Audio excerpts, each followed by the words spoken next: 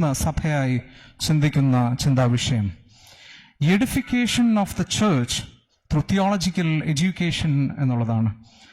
സഭയുടെ ബോധന രൂപീകരണം ദൈവശാസ്ത്ര അഭ്യസനത്തിലൂടെ.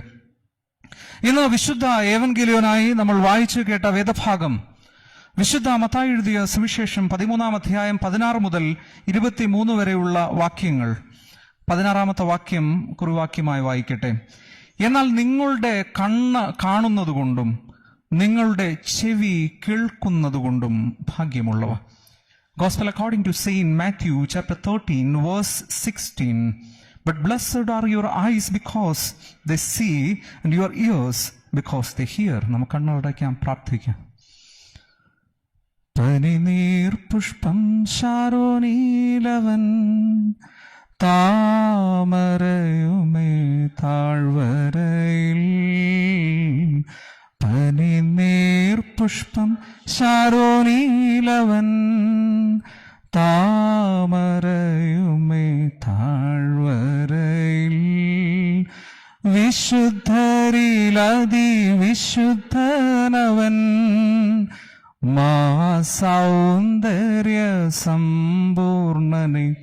വാഴ്ത്തുമേ എൻ്റെ പ്രിയനെ ജീവകാലമെല്ലാം ഈ മരുയാത്രയിൽ. നന്ദിയോടെ ഞാൻ പാടിയിടുമേ, നന്ദിയോടെ ഞാൻ. കാരുണ്യവാനായ കർത്താവേ, അവിടുത്തെ സന്നിധിയിലേക്ക് ഞങ്ങൾ അടുത്തു വരുന്നു. വചനം അവിടുത്തേതാണ്, അടിയങ്ങളും അവിടുത്തേതാണ്. അടിയന്റെ വായിലെ വാക്കുകളും ഹൃദയത്തിലെ ധ്യാനവും അങ്ങയ്ക്ക് പ്രസാദകരമായിരിക്കണമേ. പ്രാർത്ഥനകൾ യേശുമശിഹ മൂലം കൃപയോടെ കേൾക്കണമേ. ആമേൻ. ദൈവശാസ്ത്ര അഭ്യസനത്തെക്കുറിച്ച് ചിന്തിക്കുന്ന ഈ ഞായറാഴ്ച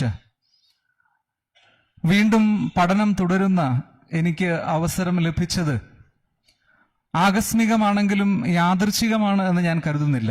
because all things God work for the good those who love him. അപ്പോസ്തലനായ വിശുദ്ധ പൗലോസ് റോമർക്ക് എഴുതിയ ലേഖനത്തിൽ പറയുകയാണ്, ദൈവത്തെ സ്നേഹിക്കുന്നവർക്ക് നിർണയപ്രകാരം വിളിക്കപ്പെട്ടവർക്ക് തന്നെ സകലതും നന്മയ്ക്കായി കൂടി വ്യാപരിക്കുന്നു. അതുകൊണ്ട് ജീവിതത്തിൽ ഉണ്ടാകുന്ന പലതും ആകസ്മികമെന്ന് നമുക്ക് തോന്നാമെങ്കിലും അത് ദൈവം തമ്പുരാൻ മുൻകൂട്ടി നിശ്ചയിച്ചതായതുകൊണ്ട് അത് യാദൃച്ഛികമല്ല എന്ന് നമുക്ക് പറയാൻ സാധിക്കും. ഒരു തിയോളജിക്കൽ എഡ്യൂക്കേഷനിൽ ആദ്യം ഉണ്ടാവേണ്ട കാര്യം ലേണിംഗ് ആൻഡ് അൺലേണിംഗ് ആണ്. ആദ്യത്തേത് നമുക്കറിയാം, നമ്മളെല്ലാവരും പഠിക്കുന്നവരാണ്, പഠിച്ചുകൊണ്ടിരിക്കുന്നവരാണ്. പഠിക്കാൻ അത്ര പ്രയാസമുള്ള കാര്യമാണെന്ന് തോന്നുന്നില്ല. എന്നാൽ പഠിക്കുന്നതിനേക്കാൾ പ്രയാസമാണ് നമ്മൾ പഠിച്ചു വച്ചിരിക്കുന്ന ചില കാര്യങ്ങൾ മാറ്റുക എന്നുള്ളത്. നമ്മളൊരു ഇടവകയിൽ ചെന്നാൽ അവിടെ പുതിയ കാര്യങ്ങൾ തുടങ്ങാൻ നമുക്ക് എളുപ്പമാണ്. എന്നാൽ പഴയത് പലതും ഇല്ലാതെയാക്കാൻ അല്പം പ്രയാസമാണ്. കമ്മിറ്റി ഇരിക്കുന്ന അച്ഛന്മാർക്കറിയാം, ചില പ്രാക്ടീസുകൾ അത് ശരിയല്ല എന്ന് തോന്നിയാൽ പോലും നമുക്ക് മാറ്റാൻ പ്രയാസമാണ്. ഞങ്ങളുടെ വല്യമ്മച്ചി ഉണ്ടായിരുന്നു, ഒരു സാധനവും കളയത്തില്ല, എല്ലാം റൂമിൽ വെച്ചിരിക്കുകയാണ്. എത്ര പറഞ്ഞാലും, ഞങ്ങൾ കുട്ടനാട്ടുകാരാണ്, UK ജനിച്ച് വളർന്നതെന്ന് ഞങ്ങൾ പൊതുവെ പറയാറുള്ളത്. ഞങ്ങൾ മീൻ പിടിക്കുന്ന ചൂണ്ടയുണ്ട്. അപ്പൊ അമ്മച്ചിയുടെ കയ്യിൽ മരിക്കുന്നതിന് മുമ്പ് അവിടെ ആ റൂമിൽ ചൂണ്ട വരെ ഉണ്ടായിരുന്നു. എന്തിനാണെന്ന് എനിക്കറിയത്തില്ല. ഞങ്ങൾ പപ്പ പറയും സ്വർഗത്തിൽ പോയി മീൻ പിടിക്കാനാണെന്ന് വിചാരിക്കും. ഒന്നും മാറ്റാൻ നമുക്ക് പറ്റില്ല. പുതിയതെന്ത് വേണമെങ്കിലും ഉൾക്കൊള്ളാൻ ഒരു പരിധി വരെ നമുക്ക് സാധിക്കും, മാറ്റാൻ വലിയ പ്രയാസമാണ്. ചില പള്ളികളിലുണ്ട്, തുരുമ്പ് പിടിച്ച ഒരു പാത്രം പോലും മാറ്റാൻ അവർ സമ്മതിക്കില്ല. കാരണം ഇത് പാരമ്പര്യമായി നമുക്ക് കിട്ടിയതാണ് എന്നാണ് പറയുക. അതിലൊന്നും തർക്കമില്ല. എങ്കിലും learning and unlearning, sometimes we need to unlearn. ചിലതൊക്കെ മാറ്റേണ്ടത് ആവശ്യമാണ് എന്നുള്ളത് തിരിച്ചറിയാൻ നമുക്ക് സാധിക്കണം. നമ്മുടെ അധ്യായത്തിലേക്ക് വരാം. ഈ അധ്യായത്തിനൊരു പശ്ചാത്തലമുണ്ട് കേട്ടോ. യേശു കർത്താവിന്റെ ശിഷ്യന്മാർ വന്നിട്ട് യേശുവിനോട് ചോദിക്കുകയാണ്, എന്തിനാണ് നീ ഇങ്ങനെ സംസാരിക്കുന്നത് എന്ന്. ഇങ്ങനെ എന്ന് പറഞ്ഞാൽ എന്തുകൊണ്ടാണ് നീ ഉപമകളിലൂടെ സംസാരിക്കുന്നത് എന്നാണ് ചോദ്യം. 13-ാം അധ്യായത്തിന്റെ 10-ാമത്തെ വാക്യമാണ്, ഇന്ന് വായിച്ച ഭാഗമല്ല. എങ്കിലും യേശുവിനോട് അവർ ചോദിച്ചു, എന്തിന് ഉപമകളിലൂടെ സംസാരിക്കണം? നേരിട്ട് കാര്യം അങ്ങ് പറഞ്ഞാൽ പോരെ എന്നാണ് ചുരുക്കത്തിൽ പറയുന്നത്. അപ്പോൾ യേശു പറയാണ്, സ്വർഗരാജ്യത്തിന്റെ മർമ്മങ്ങളെ ഗ്രഹിപ്പാൻ നിങ്ങൾക്ക് വരം ലഭിച്ചിരിക്കുന്നു, എന്നാൽ ഇത്തരത്തിൽ വരം ലഭിക്കാത്ത ആളുകൾ ഉണ്ട് എന്നുള്ളതാണ്. വേദപുസ്തകത്തിൽ നമുക്കറിയാം, എല്ലാ പാരബിൾസും അലഗോറിക്കലായിട്ട് നമുക്ക് ഇന്റർപ്രറ്റ് ചെയ്യാൻ സാധിക്കില്ല. But this portion is interpreted allegorically by Jesus Christ. Yesu കർത്താവ് അലഗോറിക്കൽ ഇന്റർപ്രിട്ടേഷൻ നടത്തുന്ന ഒരു പോർഷനാണ് എന്ന് പറഞ്ഞാൽ, വിതയ്ക്കുന്നവന്റെ ഉപമയുടെ അർത്ഥം എന്താണ്, the meaning of the parable. അതാണ് ഇന്നത്തെ നമ്മുടെ പ്രധാനപ്പെട്ട വിഷയം എന്ന് പറയുന്നത്. വിതയ്ക്കുന്നവൻ നല്ല നിലത്ത് വിതച്ചതിനെ കുറിച്ച്, പാറസ്ഥലത്തും മുള്ളിനിടയിലുമൊക്കെ വിതച്ചതിനെ കുറിച്ച്, വഴിയരികിൽ വിത്ത് വിതച്ചതിനെ കുറിച്ചൊക്കെ നമ്മൾ കേട്ടതാണ്. ഇനി കർത്താവ് പറയുന്നത് അതിന്റെ അർത്ഥം എന്താണ് എന്നാണ്. അതുകൊണ്ട് വളരെ വേഗം പറഞ്ഞ് ഞാൻ അവസാനിപ്പിക്കാം, 10 മിനിറ്റിൽ അവസാനിപ്പിക്കാം. ഒന്നാമത് നമ്മൾ ചിന്തിക്കുന്നത് a heart to listen to the word. Yesu പറയാത്തൊരു കാര്യത്തെക്കുറിച്ച് പറഞ്ഞു തുടങ്ങുകയാണ്. A heart to listen.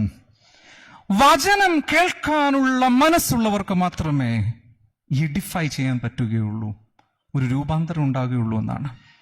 പക്ഷെ ഈ ഭാഗത്ത് കേൾവിയുടെ പ്രശ്നത്തെക്കുറിച്ച് സംസാരിക്കുന്നില്ല. 3 പ്രാവശ്യവും 4 പ്രാവശ്യവും അവർ കേട്ടു കേട്ടു കേട്ടു എന്നാണ് പറയുക. കേട്ടു, പക്ഷേ മുള്ളിനിടയിലായിരുന്നു. കേട്ടു, പക്ഷെ പാറസ്ഥലത്തായിരുന്നു. കേട്ടു, പക്ഷെ വഴിയരികിലായിരുന്നു. കേട്ടു, പക്ഷെ നല്ല നിലത്തായതുകൊണ്ട് അത് ഫലം കായ്ച്ചു എന്നാണ് പറയുക. കേൾവി ഒരു പ്രശ്നമല്ല. യേശു കർത്താവിന്റെ കാലത്ത് കേൾക്കുന്നതിനെ കുറിച്ച് ഒരു തർക്കവുമില്ല. കാരണം കേൾക്കാൻ ധാരാളം ആളുകൾ വരുമായിരുന്നു. യേശു കർത്താവ് നിർജ്ജന പ്രദേശവും മരുഭൂമിയും ഒക്കെ തിരഞ്ഞെടുത്തത് തന്നെ ആളുകളുടെ ബാഹുല്യ നിമിത്തമാണ്. കഫർന്നഹൂമിലെ ആ വീട്ടിൽ 4 പേർ ആളുകളെ ഓടുപൊളിച്ചിറക്കി വെക്കേണ്ടി വന്നതും അത്രമാത്രം ആളുകൾ അവിടെ ഉണ്ടായിരുന്നു എന്നുള്ളതാണ്. നമുക്കും അങ്ങനെ ഒരു പാരമ്പര്യം ഉണ്ടായിരുന്നു കേട്ടോ. എന്താണ് നമ്മുടെ പാരമ്പര്യം? നമ്മുടെ പിതാക്കന്മാർ ഓരോ പരിസരങ്ങളിൽ, സ്കൂളുകളുടെ പരിസരത്തും അതുപോലെയുള്ള ഗ്രൗണ്ടുകളിലുമൊക്കെ പ്രസംഗം കേൾക്കാൻ പോകുന്ന കാലത്തെക്കുറിച്ച് നമുക്കറിയാം.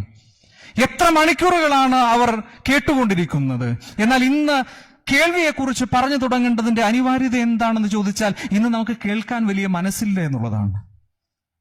ഞാനൊരിക്കൽ പ്രസംഗിച്ച് എന്റെ പ്രസംഗം അവസാനിപ്പിച്ച് ഇങ്ങനെ ആളുകളെ വിഷ് ചെയ്യുമ്പോൾ ഒരു അപ്പച്ചൻ വന്നിട്ട് എന്നോട് പറഞ്ഞു, നല്ല സുന്ദരം പ്രസംഗമായിരുന്നു. അപ്പൊ ഞാൻ അപ്പച്ചനോട് ചോദിച്ചു, ഏത് പോയിന്റാണ് ഇഷ്ടപ്പെട്ടത്? നമുക്കൊരു വലിയ ക്യൂരിയോസിറ്റി, സന്തോഷം ഉണ്ടാകല്ലോ. ആദ്യത്തേതാണോ രണ്ടാമത്തേതാണോ, ഏത് പോയിന്റാണ്? ഉടനെ അപ്പച്ചൻ പറഞ്ഞു, പോയിന്റ് അല്ല മോനെ, നീ സമയത്ത് നിർത്തിയടാ, അതുകൊണ്ടാണ്.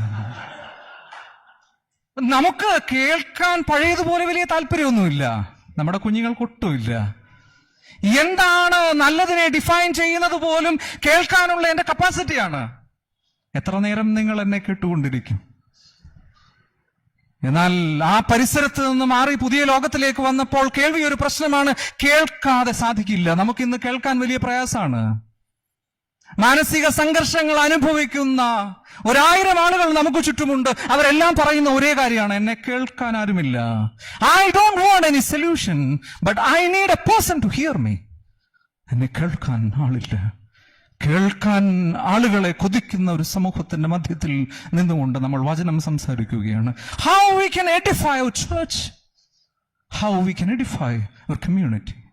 എങ്ങനെ നമ്മുടെ സഭയെ, നമ്മുടെ സമൂഹത്തെ നമുക്ക് രൂപാന്തരത്തിലേക്ക് കൊണ്ടുവരാൻ സാധിക്കും എന്നുള്ളത് വളരെ പ്രധാനപ്പെട്ട കാര്യമാണ്. രണ്ടാമത്തെ ഹൃദയ വിചാരത്തിലേക്ക് ഞാൻ കടക്കുകയാണ്. How to experience the word. വചനം അനുഭവിച്ചറിയുക, രുചിച്ചറിയുക എന്നാണ് വേദപുസ്തകം പറയുക. വചനം അനുഭവിച്ചറിയാനുള്ളൊരു ഹൃദയം ഉണ്ടാവണം.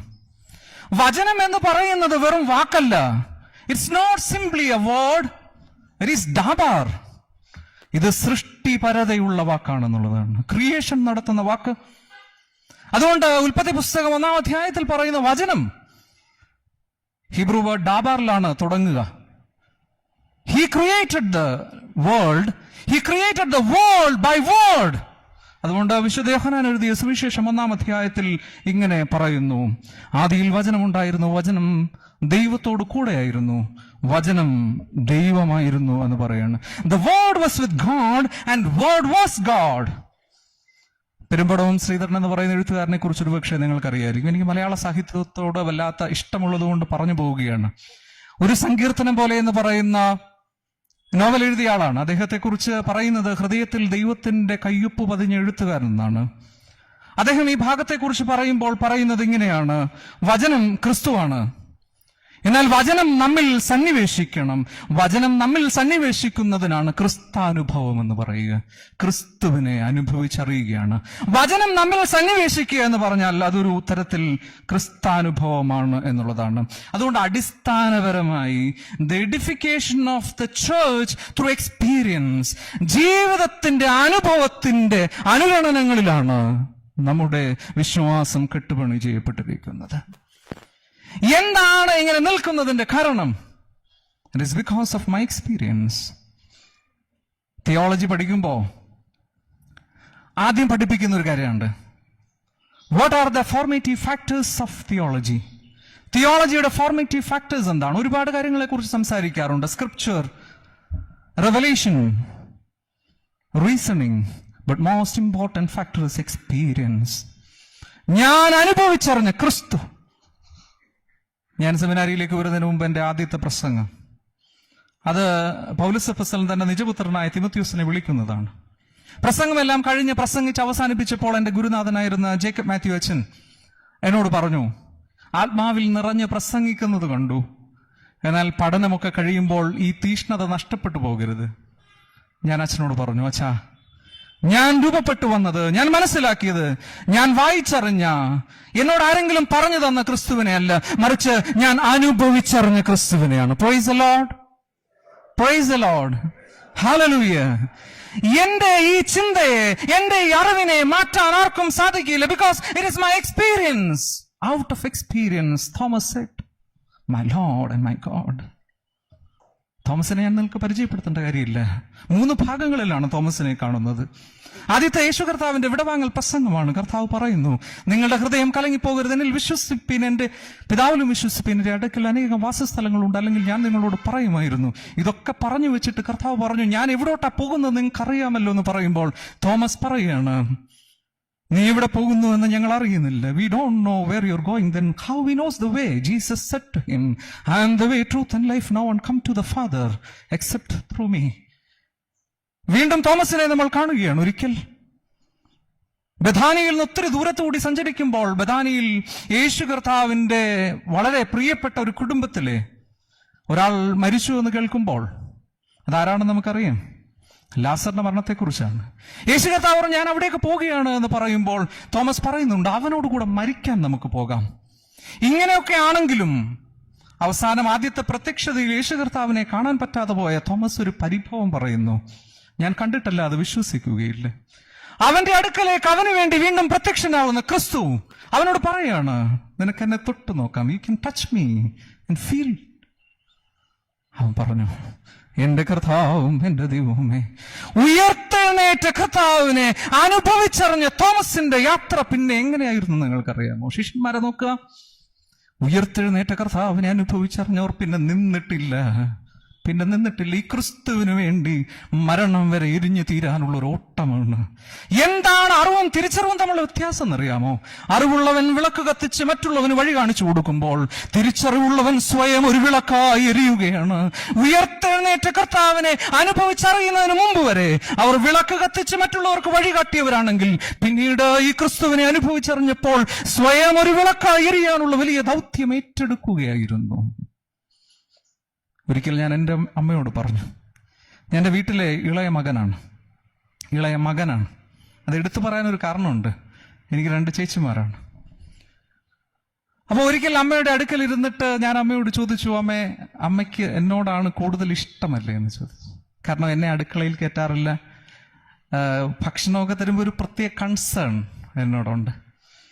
അപ്പോൾ ഞങ്ങൾ തനിച്ചുള്ളപ്പോൾ, ആ ഒരു പരാതി സഹോദരിമാർക്കും ഉണ്ടായിരുന്നു, തനിച്ചുള്ളപ്പോൾ ഞാൻ ചോദിച്ചു, അമ്മയ്ക്ക് എന്നോടാണ് ഏറ്റവും ഇഷ്ടമല്ലേ എന്ന് ചോദിച്ചു. അപ്പോൾ അമ്മ പറഞ്ഞു, എടാ മണ്ട, എനിക്ക് നിന്നോടല്ല ഇഷ്ടം, എനിക്ക് നിന്നോടുമല്ല, നിന്റെ സഹോദരിമാരോടുമല്ല, എന്തിനേറെ പറയും നിന്റെ അപ്പനോട് പോലും അല്ല, എനിക്ക് ഏറ്റവും ഇഷ്ടം എൻ്റെ ദൈവത്തോടാണ്, എൻ്റെ കർത്താവിനോടാണ്. ഞാൻ ചോദിച്ചു, എന്തുകൊണ്ടാണ്?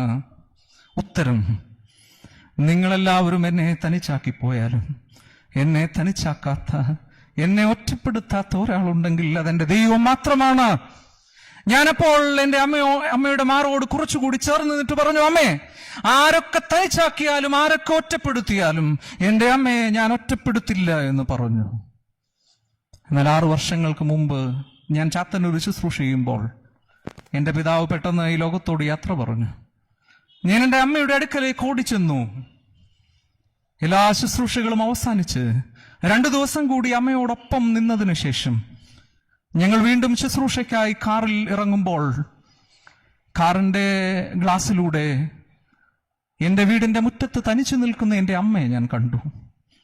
അപ്പോൾ അന്ന് അമ്മ പറഞ്ഞത് ഞാൻ ഓർത്തു, എല്ലാവരും എന്നെ തനിച്ചാക്കി പോകും, എന്നാൽ എന്നെ തനിച്ചാക്കാത്തൊരുവൻ മാത്രമേ ഉള്ളൂ, അതെൻ്റെ ദൈവമാണ്. Praise the Lord. This is our experience. എവിടെയാണ് നമ്മുടെ വിശ്വാസം രൂപപ്പെട്ടത്? എന്തുകൊണ്ടാണ് ഈ കാറ്റിനും കോളിനും ഓളങ്ങൾക്കും ഒന്നും നമ്മുടെ വിശ്വാസത്തെ തകർക്കാൻ പറ്റാത്തത്? only one reason, that is experience. A heart to experience God, that is very important. മൂന്നാമത്, a heart to obey the word. വചനം അനുസരിക്കാനുള്ള മനസ്സ് നമുക്കുണ്ടാവണം. Practice is very important.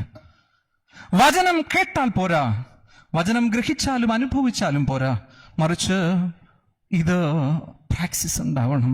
അനുസരിക്കണം.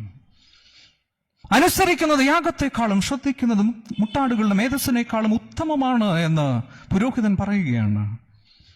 ദൈവമക്കളെ, നമുക്ക് അനുസരിക്കാനുള്ള മനസ്സുണ്ടോ, അനുഗമിക്കാനുള്ള മനസ്സുണ്ടോ എന്നുള്ളത് വളരെ പ്രധാനപ്പെട്ടതാണ്. മാർത്തോമാക്കാർ കള്ളം പറയാറില്ല. എന്നാൽ ഒരു പാട്ട് പാടാൻ പറഞ്ഞാൽ അതിലെന്തുമാത്രം കള്ളത്തരമുണ്ട് എന്ന് നമ്മൾ തന്നെ ധ്യാനിക്കണം. ഉദാഹരണമായി ഒരു പാട്ട് പാടാം. മുറ്റും ഞാൻ തരും നീതാ ഭൂനിക്ഷേപം മുഴുവൻ. 10 രൂപ സ്വത്രകാഴ്ച ഇടുന്നവരും ഒരു മടിയും കൂടാതെ പറയും, ഭൂനിക്ഷേപം മുഴുവൻ ഞാൻ തരികയാണെന്ന്. പിന്നെ പറയുന്നത് കുറച്ചുകൂടി കടുപ്പമാണ്, ദേഹം ദേഹി സമസ്തം എന്നേക്കും നിന്റേത് ഞാൻ. എന്ത് കൊടുത്തിട്ടാണ് പറയുന്നത്? Practice is very important. കേൾക്കാൻ എളുപ്പമാണ്, പറയാൻ അതിലും എളുപ്പമാണ്. എന്നാൽ ജീവിതത്തിൽ പ്രാവർത്തികമാക്കാൻ സാധിക്കുമോ? സമാധാനത്തിന്റെ പട്ടണം എന്ന പേരിൽ അറിയപ്പെടുന്ന ജെറുസലേം ദേവാലയത്തിലെ പ്രിയമുള്ളവരെ, ഹൃദയപൂർവ്വം ഞാൻ നിങ്ങളോട് പറഞ്ഞ് അവസാനിപ്പിക്കട്ടെ. വചനം കേൾക്കാനും അനുഭവിക്കാനും അനുസരിപ്പാനും നമുക്ക് സാധിക്കണം. Through that we can edify the church. Through that we can edify the church. And through that we can edify the people, those who are around us. Through that we can edify our family. ദൈവം നമ്മെ അനുഗ്രഹിക്കട്ടെ.